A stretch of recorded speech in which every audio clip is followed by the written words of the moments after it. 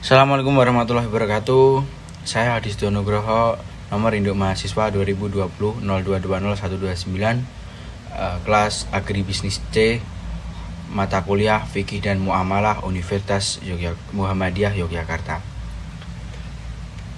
Di sini saya akan mempresentasikan makalah Fikih dan Muamalah dengan tema pelaksanaan ibadah di masa pandemi COVID-19.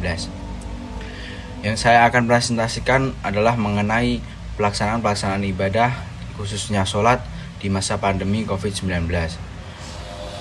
Saya mengambil tema ini dikarenakan di masa pandemi COVID-19 ini pelaksanaan ibadah berbeda dari sebelum-sebelumnya.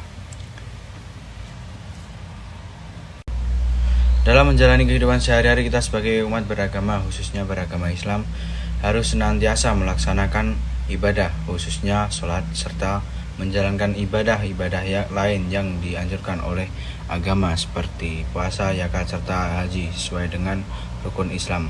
Akan tetapi di masa pandemi seperti saat ini, kegiatan peribadatan sedikit berbeda dengan seperti biasanya, seperti sholat berjamaah yang menjadi sholat di rumah saja, dan terjadi pembatasan ibadah haji serta kegiatan-kegiatan lainnya.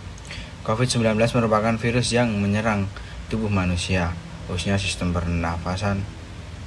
Bertambahnya orang yang terjangkit virus corona COVID-19 saban hari sudah tentu membuat sebagian besar orang merasa cemas dan gelisah. Namun demikian, sebagai umat beragama, pandemi COVID-19 justru menjadi peluang pendulang berbagai amal utama. Tidak hanya ibadah kepada Allah, tapi juga kebaikan terhadap sesama manusia. Sebagaimana dicontohkan Nabi Muhammad SAW, tatkala pada zamannya juga pernah terjadi pandemi yang menulari banyak orang.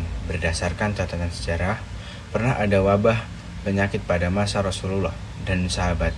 Meskipun bukan virus mematikan layaknya COVID-19, wabah pada masa itu juga menular dengan cepat dan menyebabkan tidak sedikit orang terkena dampaknya.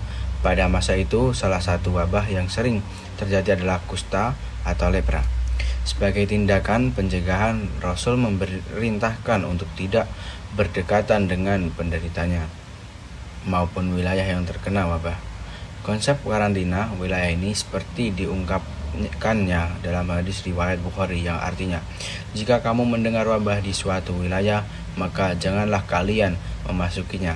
Tapi jika terjadi wabah di tempat kamu berada, maka jangan tinggalkan tempat itu. Dalam menghadapi wabah penyakit, Nabi Muhammad SAW memberikan konsep karantina untuk menyelamatkan nyawa manusia dari ancaman kematian akibat wabah penyakit menular, dan oleh karena itu terdapat beberapa hal yang menjadi persepsi orang untuk mengatasi agar penyebaran tidak menular dan terjangkit atau tertular oleh COVID-19. Beberapa hal di bawah ini merupakan hal yang menjadi persepsi jamaah terhadap pelaksanaan ibadah saat berjamaah dalam masa pandemi COVID-19.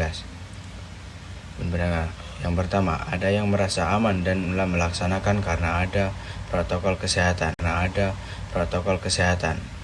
Kedua, ada yang merasa was-was maupun kurang mantap dalam melaksanakan ibadah sholat berjamaah di masjid dalam masa pandemi COVID-19. Yang ketiga, pelaksanaan ibadah sholat berjamaah dalam masjid menggunakan shaf yang renggang dan berjarak. Dan yang keempat, dalam aturan masjid dilaksanakan protokol kesehatan. Ada yang merasa aman dan nyaman dilaksanakan protokol kesehatan. Ada pula yang tidak nyaman karena terlalu rumit dan tidak luas, padahal banyak untuk pelaksanaan ibadah.